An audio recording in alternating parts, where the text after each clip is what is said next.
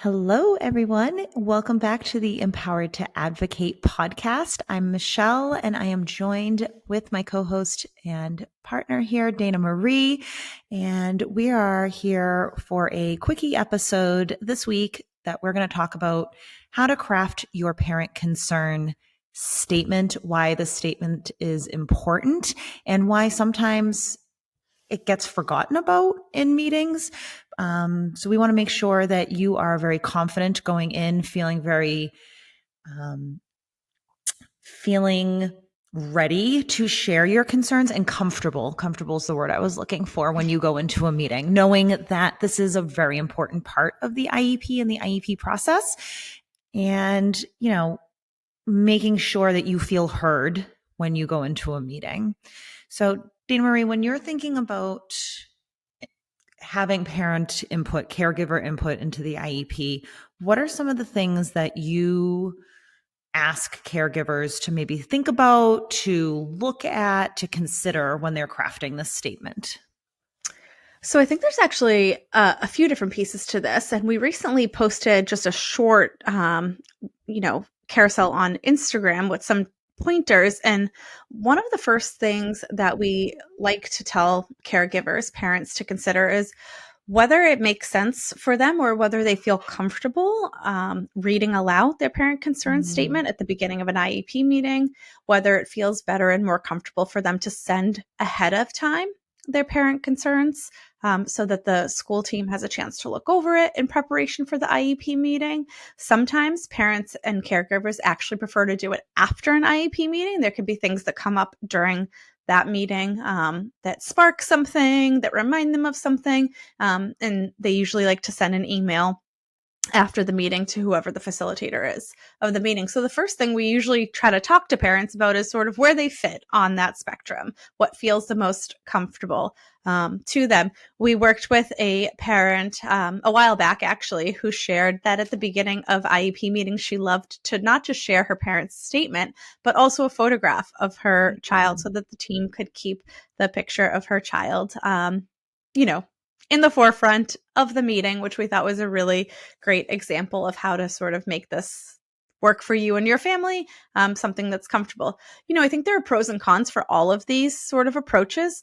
One of the pros that we do like to remind parents and caregivers about is that if you're able to send your concerns ahead of time, it does give the team a chance to look over those concerns and gives you a chance to sort of maximize that time when you are at the team meeting. Everyone knows how quickly an hour and a half goes when you're in a team meeting. So if you're able mm, to put some of those concerns in an email and a letter to school, even if it's just a few days ahead of time, it does give the school team a little bit of time to go over your concerns, make sure they're things that can be addressed at that meeting, make sure the right people attend the meeting to be able to address your concerns. Starting there and thinking about what even makes sense in terms of how you're going to approach it. And for some people, we talk to, they say, I have so many things in my mind right now. I have no idea what to say. I have no idea what to do. And they prefer to kind of let the team go first mm, at an IEP meeting and then maybe share their concerns at the end, or like I said, in an email after the fact. So for us, that's kind of the first decision to make, right? That's the first thing to consider when you're thinking about making sure that your input is not just considered, but added to the IEP as part of the plan moving forward. For sure. And, just as a reminder for folks, the parent concern statement is one of the big pieces that parents and caregivers and students have a lot of say into the plan for. So there's the concern statement, there's the vision statement, and then also on either side of the table that I'm on, really getting the input from student and family about strengths that can Mm. go into that like key evaluation portion of the IEP is also a really nice way to get input of how the student feels about themselves and their strengths and how the caregivers see them too. So if we're coming at things from a strength-based mindset, even starting with their strengths and then thinking about, well, what would help to bolster their strengths in relation to the vision for them, And then how is their data, their progress, their needs? Maybe what are you concerned about is maybe not being met? What is not maybe happening fast enough in your mind? And this is really just an opportunity to get your thoughts and feelings out and for the team to listen to and consider. So, for example, maybe you have concerns about your child's fine motor skills, their handwriting skills. You bring that up as a concern. They don't currently receive any formalized occupational therapy or anything right now. And if that's a concern for you, then you and the team can then have a conversation. And at that point, the team might then propose a formal OT evaluation to make more informed decisions about that concern about your child's handwriting. So, Yeah, I think one thing that you just made me think of, I was recently having a conversation with a parent and said, it's also okay to write things that are going well, and maybe you just want to see more of it, right? So, for instance, is the team, is the school team, is the teacher, is a paraeducator, a specialist, maybe using an accommodation with your student that seems to be working?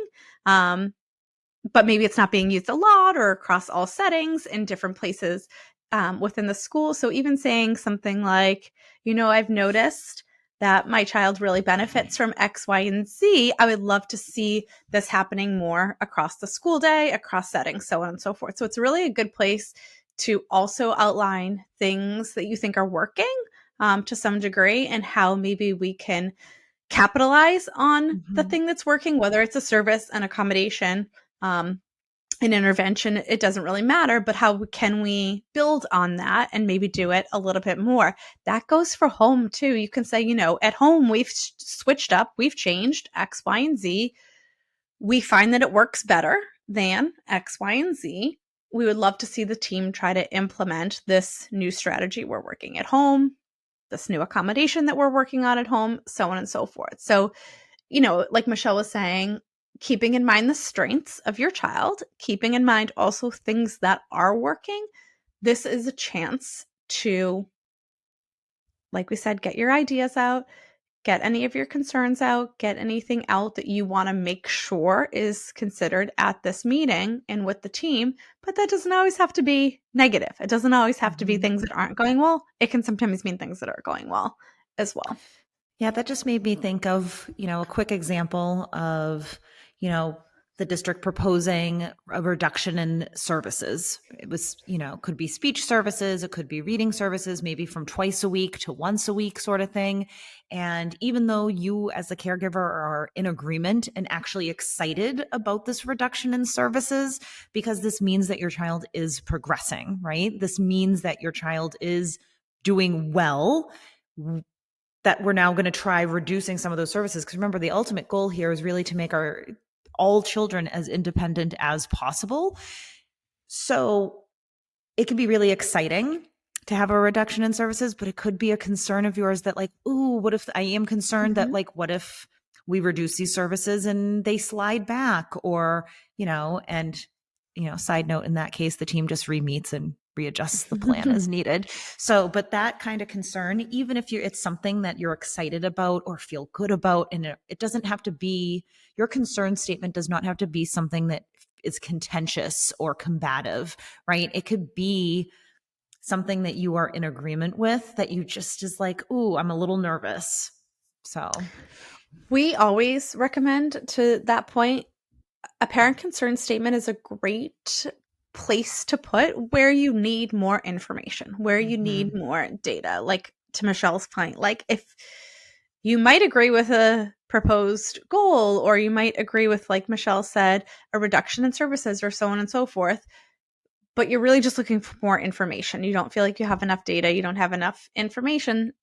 The parent concern statement is actually a really good place to put that so that the team can see where you're feeling like you would need or like more communication from the school team.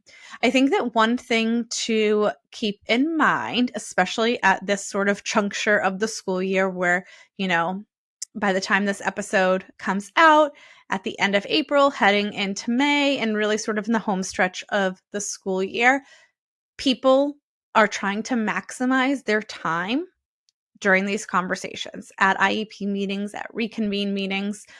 People are really trying to maximize their time and make sure that they get the most out of these conversations, both parents, caregivers, and the folks that work with them, and also school team members.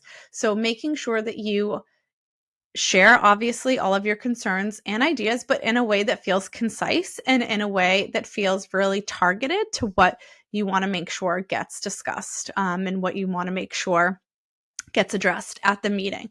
So moving towards sort of format, we have talked about preparing when to send it, before, after, during, reading aloud versus not reading aloud. We give you some ideas of things that can be included, but we want to just end by talking about format.